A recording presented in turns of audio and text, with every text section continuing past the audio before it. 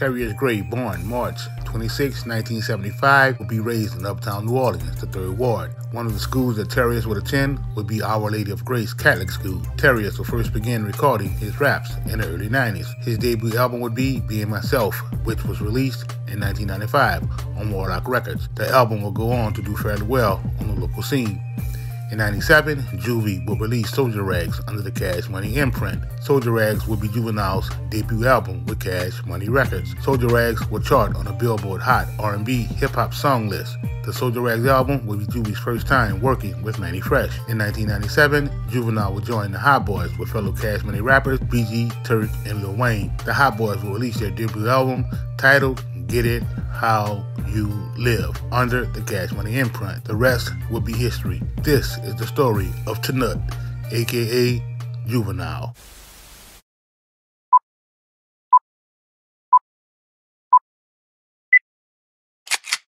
Juvie, who grew up in the 3rd Ward, would not only have roots in the Noya. Juvie's grandmother on his mother's side would be from the Melf. Juvie's mother and his dad's mother would both be from the Noya. As a young kid, Juvie would go back and forth between the two. Juvie would compare coming up in the Noya to the poverty-stricken low-income neighborhoods of the Bronx in New York. Coming up as a youth in the Noya would be somewhat of a brotherhood for Juvie. Everyone would look out for each other.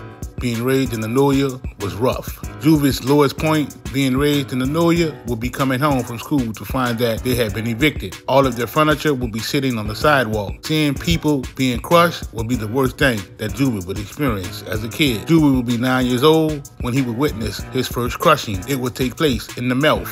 Playing in the courtyard with the rest of the kids, Juvie would witness Tiger out the Melf get deleted.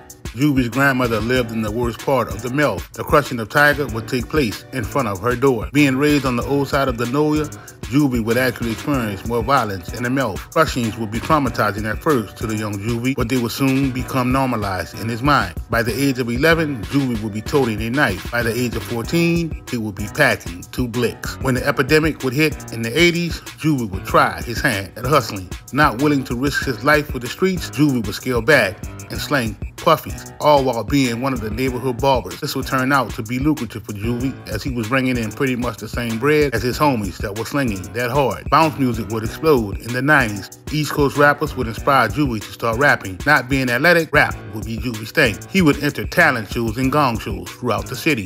Juvie was so cold at rapping that some of his teachers would allow him to rap the curriculum for a passing grade. Contrary to popular belief, Juvie would not be signed to Warlock Records when he dropped his first body of work. Juvie would sell the album to Warlock Records for a said amount.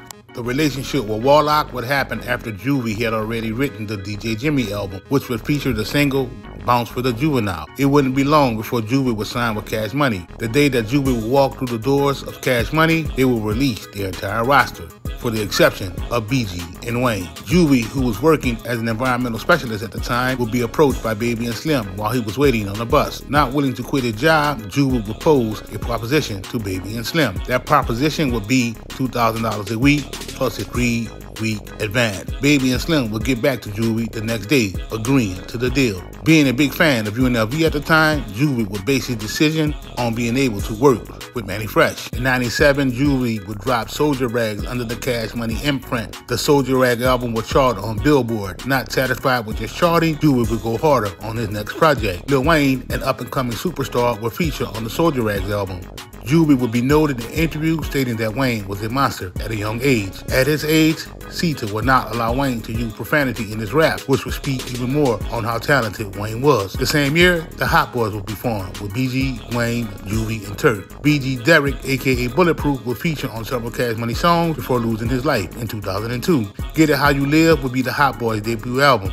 Get It How You Live will go on to become a classic. You could hear the hunger in all of the artists on the album.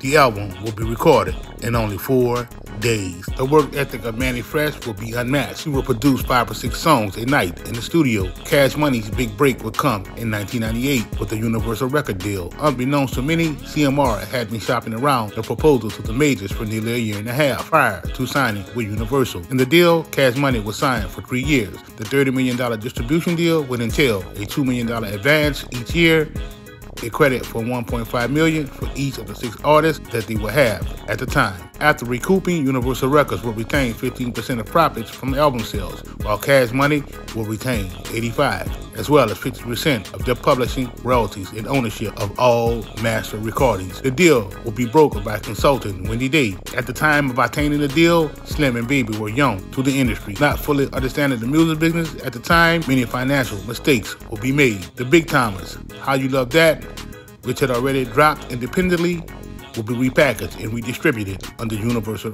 Records. It will be the first album to drop under the Universal deal. Per Stunner, in an interview with the Source magazine, their intentions were to release the Hotball albums as their next project. Universal would not be on board with this move and demand the release of Juvie's album. That album would be 400 Degrees. Juvie will release High as the first single off the album. 400 Degrees will release to slow album sales. It will be the release of the single Following Now, a Carlos Santana sample that would ignite the flames. Jay-Z would unexpectedly remix High and send it to Cash Money. Ciamara would re-release 400 Degrees with the Jay-Z remix and the Following Now single. Following Now would be that crossover hit that Juvie needed. Back That Ass Up, that already started taking off on the club scene, will be the next single to drop off of 400 Degrees. Album sales will skyrocket. Fun fact, Juvie was against releasing Back That Ass Up as a single. The bounce era was behind Juvie. He didn't want to be known for booty-shaking music. Juvie, who had initially recorded Back That Ass Up in third person, wasn't feeling the vibe. He would switch his flow up, re-record, the rest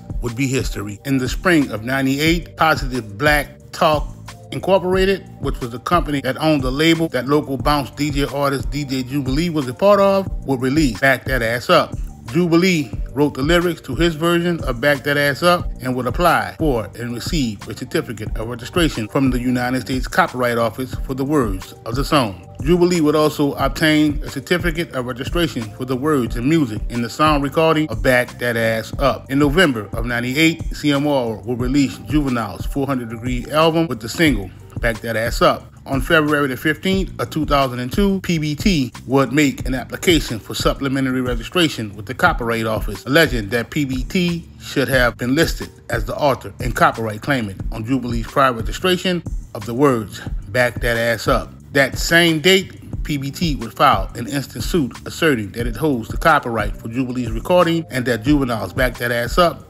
infringes their copyright and violates various other laws. Positive Black Talk would go on to lose the lawsuit. Back That Ass Up was so hot that Mystical will go on to release Shake Your Ass as an attempt at emulating Back That Ass Up. Drake, years later, will go on to remake the hit single.